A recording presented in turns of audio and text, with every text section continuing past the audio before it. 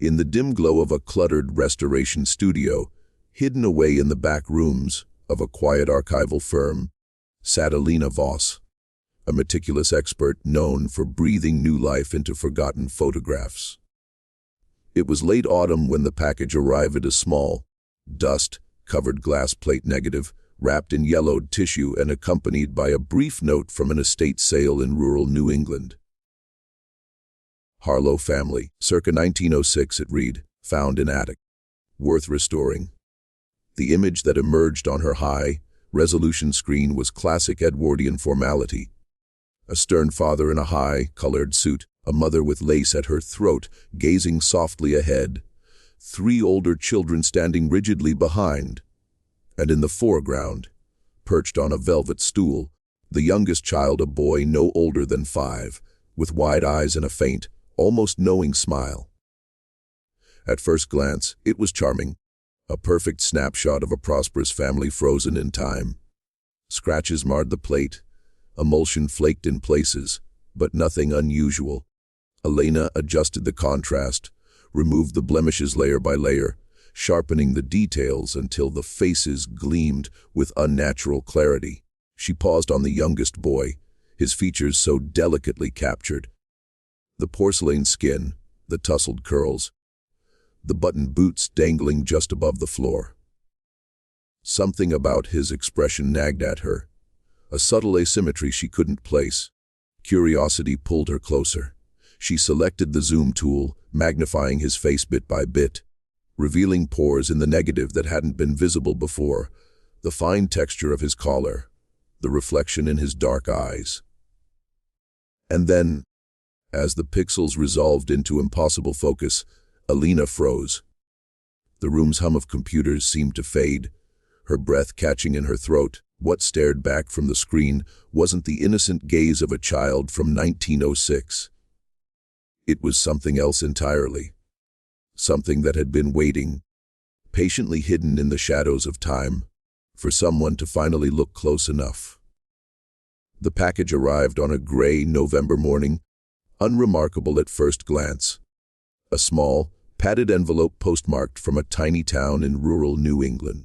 The kind of place where the nearest traffic light is 20 miles away and the general store still keeps a handwritten ledger. Inside was a single glass plate negative, carefully wrapped in acid-free tissue that had yellowed with age, and a folded note in hurried ballpoint pens. Harlow Family, circa 1906, found in attic during estate clear-out. Thought it might be worth restoring. No rush. Alina Voss received it at her desk in the back room of Archival Light, a modest restoration studio tucked above an old bookstore in Boston. The firm specialized in reviving damaged photographs for museums, private collectors, and occasionally grieving families who wanted clearer images of long-gone ancestors. Alina had been doing this work for 12 years, long enough to recognize the quiet thrill that came with each new arrival. Glass plates were rare now. Most of what crossed her desk were prints or deteriorating negatives on nitrate film. But a plate from 1906 promised something special. Sharp detail, rich tonal range, the kind of image that could feel almost alive once the scratches and dust were lifted away. She held the plate up to the softbox light on her workbench. Even in negative, the composition was immediately recognizable as a formal family portrait. A seated couple in the center, 3 taller figures standing behind, and 1 small child placed prominently in front. The poses were stiff and deliberate, typical of the era when sitting for a photograph still required minutes of absolute stillness under bright magnesium flashes. The edges of the plate were chipped in 2 places, and a web of fine scratches crossed the emulsion like frost on a window pane.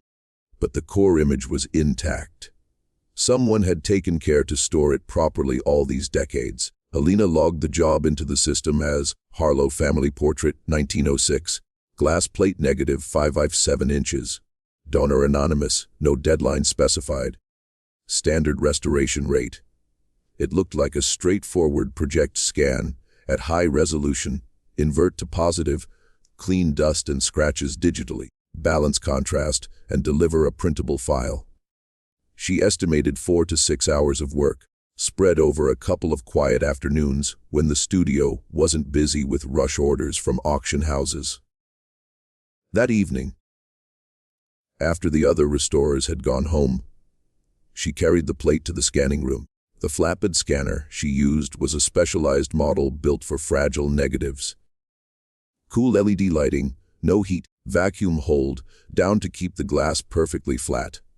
She cleaned the plate gently with a soft brush and anti-static cloth, then placed it emulsion side down on the glass bed.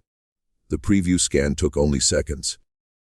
On the monitor, the inverted positive image appeared, a well-dressed Edwardian family gazing out with the solemn expressions people reserved for posterity. The father sat center, left, broad-shouldered in a dark three-piece suit, watch chain glinting across his vest, his hand resting protectively on the arm of the woman's chair beside him. She wore a high-neck blouse with intricate lace and a long skirt that pooled on the studio floor. Her hair piled elegantly atop her head. Behind them stood 2 teenage daughters in Gibson girl puffs and long sleeves, and a son perhaps 16, already as tall as his father, trying to look serious. In the foreground, on a low velvet stool that brought him to the right height, sat the youngest, a boy of about 5, dressed in a sailor suit with knee pants and polished boots that didn't quite reach the floor. His round face was framed by soft curls, and he stared straight at the lens with an expression that seemed, even in the quick preview, oddly alert for such a young child. Alina felt the familiar tug of curiosity. These portraits always carried a weight of unspoken stories. Who these people had been, what joys or tragedies had followed that frozen moment, why the plate had ended up forgotten in an attic for over a century. She adjusted the scan settings to maximum resolution, 6400 to pi 16-bit depth, and started the full capture. The scanner's carriage moved slowly, deliberately, gathering every nuance of silver density embedded in the gelatin layer. While it worked, she brewed coffee in the tiny kitchenette and flipped through the note again. No names beyond Harlow. No return address. Just the postmark from Eldridge, Massachusetts. A town she vaguely recalled from childhood summer drives, one of those places where old mills stood empty along a river, and the houses grew larger and more isolated the farther you got from the center. The estate sale must have been recent. The envelope smelled faintly of damp wood and old paper. The scent of attics everywhere. The scan completed with a soft chime. Alina opened the file in her restoration software, a massive 800 megabyte TFF that filled her calibrated monitor with crisp detail. Even before any cleaning, the image was striking. The photographer had known his craft. Perfect focus across the depth of field, beautiful lighting that modeled every face with gentle shadows. The backdrop was a painted studio scene of classical columns and draped curtains, standard for the time, but executed with more skill than most. She began the routine work, dust removal first, using automated algorithms to detect and heal the thousands of tiny white specks where age or mishandling had marred the emulsion. Then the larger scratches, each one carefully cloned or healed by hand to preserve underlying detail. As layers of damage fell away, the family's features emerged more vividly. The father's mustache sharpened into individual hairs. The mother's brooch revealed delicate filigree work. The older children's expressions took on subtle individuality. One daughter almost smiling, the son trying not to fidget. But it was the youngest boy who kept drawing her eye. As the scratches vanished from his face, his image seemed to gain an unnatural clarity, as though the photographer had lavished extra care on him alone. Alina found herself pausing the automated processes more than once just to study him. There was something about the set of his mouth, the directness of his gaze. That felt different from the practiced stillness of the others. Almost as if he had been waiting for this moment. For the day when technology would finally strip away the veil of time and damage to reveal him properly. She saved her progress, dimmed the studio lights, and leaned closer to the screen, the glow casting blue shadows across her face in the quiet room. The rest of the family portrait was coming beautifully back to life.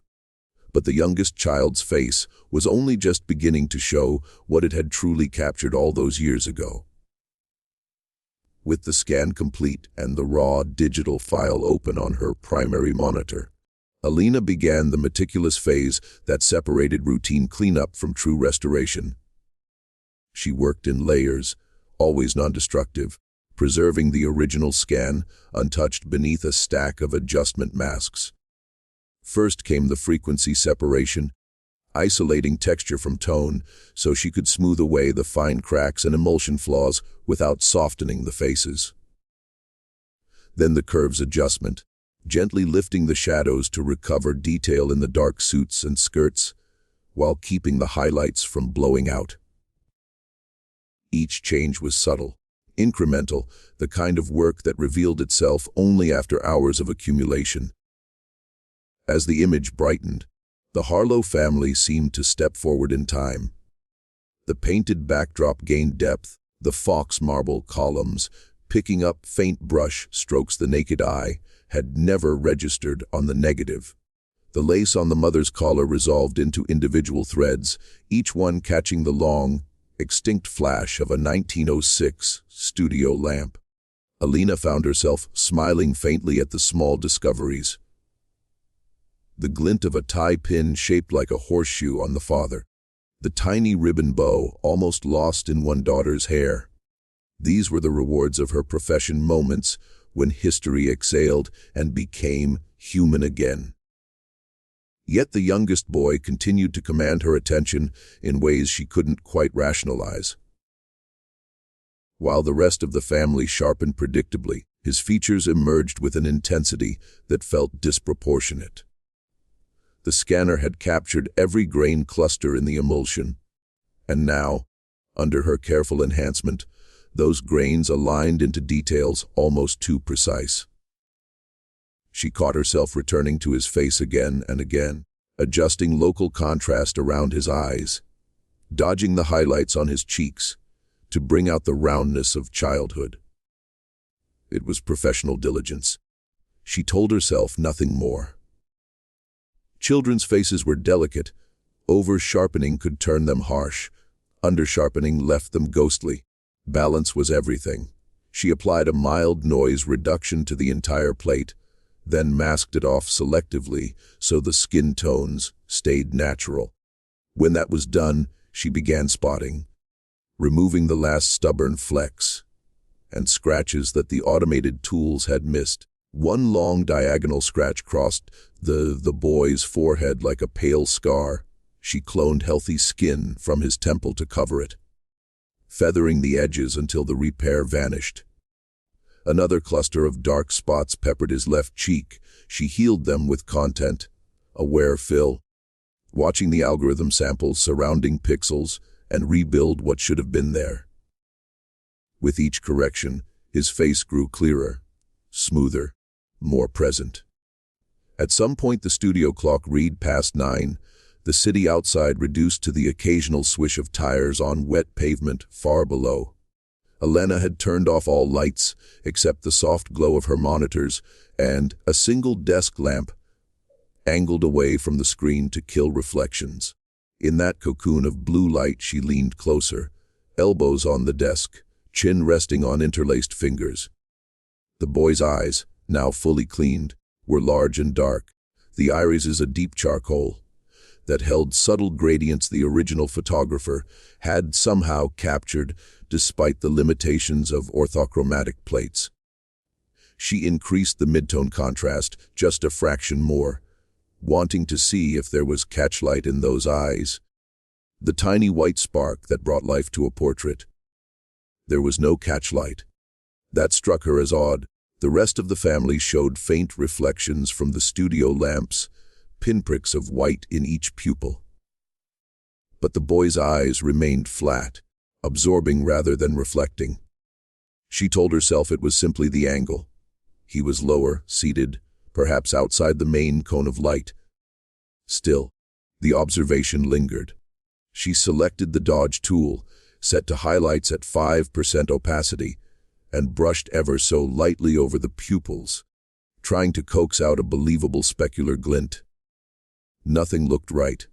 The more she tried, the more artificial it became. She undid the changes and sat back. Instead, she zoomed in, not dramatically at first, just enough to work on the fine curls at his hairline, removing a stubborn emulsion bubble that sat like a blemish on his brow. 200% magnification filled the screen with his forehead, pores and downy hairs rendered in crisp detail. She healed the bubble, then panned downward, tracing the bridge of his small nose, the gentle curve of his cheeks. At 400%, the image began to break into the soft grain of the original plate, a pleasing organic texture that reminded her why she preferred glass negatives to later film stocks. She kept going. 800% now, the screen a mosaic of silver halide clusters. The boy's left eye dominated the frame, a dark oval ringed by pale lashes. She adjusted the black point ever so slightly, deepening the shadows inside the iris to restore depth. Something about the pattern inside that darkness held her. She increased the magnification again, 1200%, 1600, until individual grain took on abstract shapes. Most restorers stopped long before this point. There was no practical reason to go deeper, no detail left to recover for printing or display. Yet Alina continued, drawn by an impulse she didn't pause to question. At 2000% magnification, the image no longer resembled a child's eye. It became a landscape of tonal variations, hills and valleys of density in the emulsion. She applied a gentle, unsharp mask to see if any latent edge detail emerged. And then, almost accidentally, she centered the view directly on the pupil. The black there was absolute, deeper than any shadow in the rest of the plate. She nudged the exposure slider up by half a stop, then a full stop, trying to pull hidden detail from the darkest tones. The longer she stared, the more the darkness seemed structured, not random. Faint shapes hovered at the edge of perception. Curves, angles, repetitions that didn't belong to natural grain. She blinked hard, rubbed her eyes, blamed fatigue and the late hour. But when she looked again, the impression remained. She zoomed further, pushing past 3000%, far beyond any sane restoration need. The screen became a void broken only by microscopic irregularities in the silver deposit. And there, suspended in that void, something began to resolve. Not noise, not damage, not an artifact of the scan. Something deliberate, something waiting. Elena's hand hovered motionless over the trackpad, her breath shallow in the silent room, as the pixels slowly surrendered their secret to the unrelenting gaze of modern technology. The magnification had reached a level where the individual silver grains of the 1906 emulsion resembled a vast, uneven terrain, each cluster a tiny mountain or crater under the merciless scrutiny of digital enlargement. Elena's eyes burned from the unbroken stare, but she could not pull away. The pupil of the youngest boy's left eye filled the entire monitor now, a perfect black circle that should have been featureless void, the absence of light where the dense silver deposits blocked everything. Yet it wasn't empty. As her adjustments pushed the shadows further, faint structures emerged from what had seemed uniform darkness. Delicate lines, curves, and repetitions that arranged themselves into something recognizable only when viewed at this impossible scale. At first she thought it was pareidolia, the mind's trick of finding patterns in chaos, like faces in clouds or screams in static. She reduced the magnification slightly, then increased it again, toggling the contrast to confirm. The shapes persisted. Within the boy's pupil, hidden beneath layers of time and chemistry that no eye in 1906 could have perceived, there was another face. Not the child's own reflected back. No, this was different. Smaller, distorted by the curvature of the simulated cornea, but unmistakably human. An adult face, gaunt and elongated, with hollow cheeks and eyes that were themselves pits of deeper black. Elena felt the air leave her lungs in a slow, involuntary exhale. She zoomed out just enough to recenter the boy's full face, then plunged back in, this time to the right eye. The same anomaly waited there, mirrored but not identical.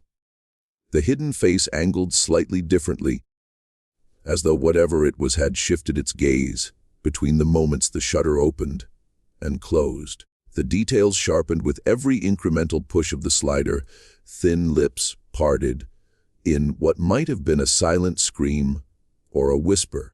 Strands of hair plastered against a forehead, glistening with unnatural sheen, skin modeled in tones that the orthochromatic plate should never have recorded this way. She tried to rationalize it. A double exposure, perhaps. The photographer accidentally advancing the plate holder incomplete, overlaying a previous portrait. But the hidden face was too small, too perfectly nested within the pupils, scaled as though it belonged there. And the rest of the family showed no such artifacts. Their eyes remained normal, with proper catchlights and iris texture. Only the boy carried this secret passenger. Elena opened the histogram, studying the tonal distribution. The blacks in his pupils clipped harder than anywhere else on the plate, unnaturally dense, as if the emulsion had been deliberately overexposed or chemically treated in those precise circles alone. Her hands trembled now as she isolated the left pupil, cropping a tight section and applying an extreme curves adjustment to lift the deepest shadows without blowing out midtones. The hidden face leapt forward in clarity. It was a woman, she realized. Older, perhaps in her 40s, with sharp bone structure and an expression of profound anguish. The mouth stretched wider than anatomy allowed, the eyes not reflecting light but absorbing it entirely, twin voids that seemed to pull at the viewer, even through layers of glass and code.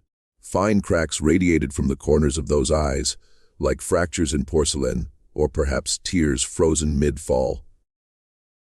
Elena pushed her chair back an inch, the wheels whispering against the floor in the dead quiet of the studio.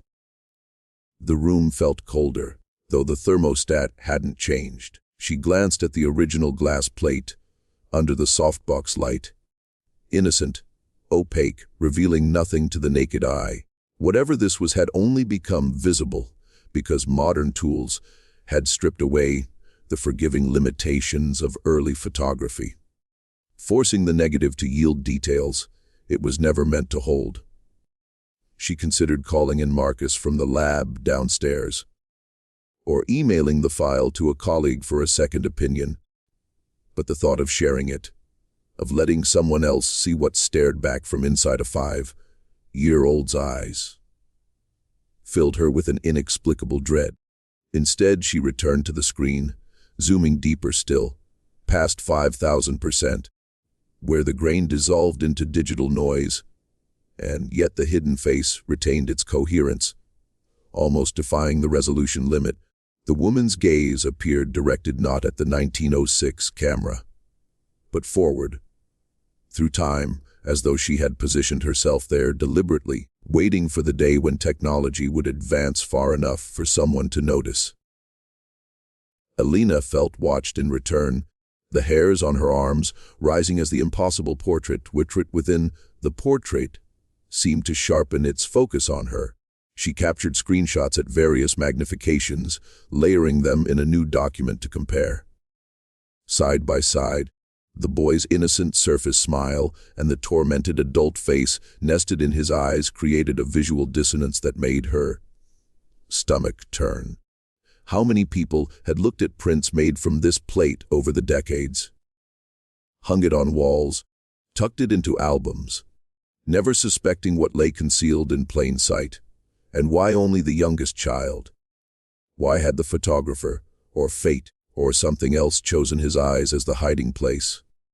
The clock on her computer read 20:17 a.m., but time felt irrelevant now. Elena's reflection in the dark portion of the screen superimposed itself over the image, her own wide eyes aligning briefly with the boy's, and for a heartbeat she thought she saw movement.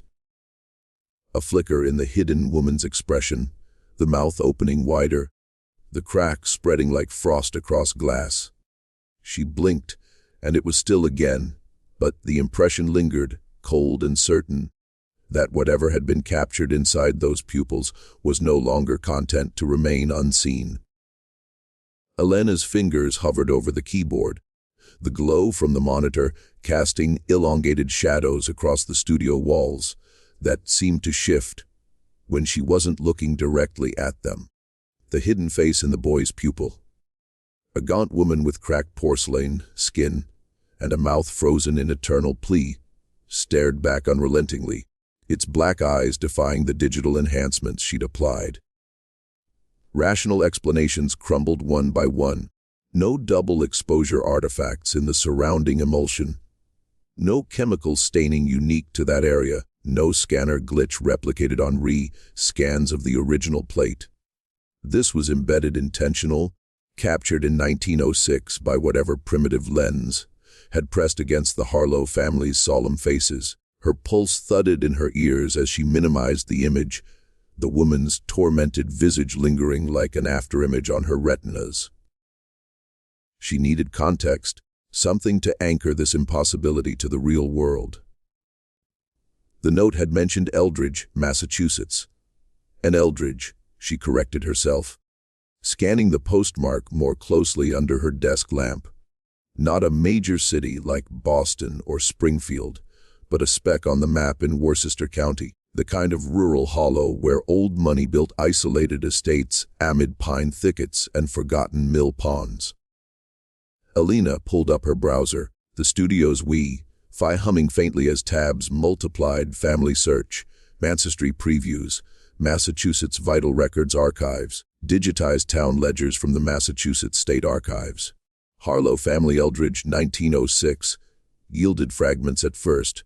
Census stubs, a 1900 federal listing for a James Harlow, age 42, mill owner, his wife Eliza, 38, daughters Margaret, 18, Lydia, 16, son Thomas, 14, and a youngest, Samuel J. Harlow, age 4. The 1910 census skipped them entirely, as if the family had evaporated. Deeper dives into death records, those grim ledgers mandated by state law since 1841, revealed the fracture. Massachusetts deaths, 1841-1915 on Family Search. Samuel J. Harlow, male, born 1901. Eldridge died March 17, 1906, age 4 years 11 months. Cause acute diphtheria, 3 days. Attending physician Dr. Elias Crow. Eldridge. Burial Eldridge Union Cemetery. Plot unmarked per later surveys. The portrait's metadata, if the faded ink on the plate holder was legible under UV. Dated to April 12, 1906. Nearly a month after little Samuel's fever, ravaged body had been lowered into the cold spring soil. Elena Cross referenced the studio. Eldridge Photographics proprietor Amos T. Greer, active 1898 to 1912, known for family groups and memorials. Greer had specialized in the era's memento mori, post-mortem portraits, propping the dead like sleeping angels for eternity's keepsake. But Samuel wasn't propped, not visibly. No telltale headstands behind his curls, no rigor mortis bloom on his knuckles, no pallid cheeks untouched by the painter's blush that restorers, like her, often spotted in Victorian death photos. His eyes, those cursed portals, were open, alert, reflecting nothing yet hiding everything. She printed the enhanced boy, face at full resolution, the inkjet whispering like distant rain, and held it beside the death certificate scan. The physician's scrawl matched diphtheria, the throat, clogging scourge that felled children by the thousands before antitoxin in 1907. Eldridge had suffered an outbreak that winter. Town board minutes digitized in a local historical society, PDF detailed quarantines. 14 child deaths, the Harlows hit hardest. James Harlow, grieving patriarch, had commissioned the portrait as a family memorial. Standard practice when photography was a luxury rarer than a doctor's house call. The hidden woman, though. Dr. Crow's widowed sister. Obituaries flickered. Miriam Crow, née Harlow, James's elder sibling, died February 1906. Complications from consumption. Body unrecovered after a mill pond drowning under suspicious circumstances. Local whispers in a 1912 scandal sheet skein. Harlow kinfolk curse. Woman's ghost haunts wee Samuel's gaze. Elena rubbed her temples, the pieces slotting into folklore she dismissed as Luddite superstition. Post-mortem photography's dark art wires for limbs. Glass eyes inserted for the vacant stare, but anomalies persisted in tails. Shadows where no light fell. Faces within faces glimpsed only in later enlargements. The boy's presence defied it. Diphtheria killed fast. But records insisted he'd been earthbound weeks prior. No birth anomalies noted. No. Stillborn propped. Euphemism in the clerk's hand. The family Bible scan from an ancestry tree. User submitted, unverified. Listed Samuel's baptism 1901. Vibrant toddler anecdotes in margins. Then a frantic entry. Our boy taken by the Lord Mar 17. Likeness made April 12 by Greer's. That we forget not. Her phone buzzed 3:47 a.m. Marcus from downstairs replying to her frantic text. Plate looks clean. But that pupil, run it through spectral analysis. She reopened the file, overlaying infrared filters from her forensic plug-in suit, used for faded wills and disputed paintings. The woman's face sharpened. Gaunt features now unmistakable, high cheekbones matching Eliza Harlow's census portrait from 1900, but aged, hollowed, lips mouthing silent agony. Eliza, the mother, alive in the group shot, lace pristine, gaze averted. Or Miriam, the aunt whose death predated Samuel's by weeks. Body vanished into the pond's murky weeds, ruled accidental, despite the mill hand's affidavits of screams heard pre-dawn. No autopsy. Small towns buried fast. The hidden face's eyes, those abyssal pits, held faint script in the grain. Remember me? Tonal densities spelling it in Morse like clusters, invisible below 2000% zoom. Alina's breath fogged the screen as she panned to the family. James's hand on Eliza's chair gripped tighter now. Knuckles white in the clean shadows, the older sibling's postures rigid, Lydia's eyes downcast, Thomas's jaw clenched. No joy in this memorial, dread etched every line. Town histories pieced the tragedy. Harlow Mill poisoned by upstream runoff, diphtheria vector from tainted wells, but whispers of the pond woman, Miriam, jilted, consumptive, who drowned herself clutching Samuel's locket or pushed. James inherited the estate, sold it 1908, family scattered. No further portraits, no descendants claiming the plate. Forgotten in the attic until now. Alina Cross checked cemetery plot. Samuel's stone-weathered blank. Infant, only no dates. Miriam's. Absent, lost to waters, Feb 1906. The photo wasn't just a record, it was evidence, suppressed. The boy's innocent facade veiling a spectral indictment. She leaned back, the chair creaking in the empty studio, dawn's gray light seeping under the blinds. The digital file, once pixels of history, now pulsed with implication. The child dead before the shutter clicked, propped impossibly lifelike, his eyes vessels for the forgotten soul who'd claimed him, or warned against the family's buried sin. Whatever Greer had captured that April day in Eldridge, it explained the absence. No smiles, no catchlights, just vessels waiting for scrutiny. Elena's cursor trembled over delete, but the face reformed in her mind, cracks widening like the pond's frozen surface under thaw, pulling her gaze deeper into the unraveling truth of the Harlow's erased horror. Dawn had begun to creep through the gaps in the studio blinds, painting thin stripes of pale light, across the cluttered desks and humming equipment. But Alina remained frozen in her chair, the restored Harlow portrait dominating her dual monitors like an accusation. The hidden face of Miriam, or whatever tormented essence had imprinted itself into young Samuel's pupils, now seemed sharper than the boy's own features, the cracks in her spectral skin radiating outward, as if the digital file itself were fracturing under the weight of revelation. Elena's hand, still trembling from the night's discoveries, moved to the export dialogue, high resolution, TIFF, archival quality, ready to send to the anonymous donor or perhaps upload to a secure cloud for consultation. She hesitated, cursor blinking over. Save. A primal instinct warning that committing the image to permanence beyond her local drive might invite something irreversible. She chose a password, protected ZIP instead, attaching it to an email draft addressed to Marcus downstairs. Subject line: Urgent anomaly. Needs second eyes. Her finger hovered over send, but the preview thumbnail in the attachment pane caught her attention. The boy's face, innocent at reduced size, yet even there the pupils held an unnatural depth, swallowing light in a way that made the surrounding family appear faded by comparison. She deleted the draft unsent, suddenly unwilling to let the file leave her control.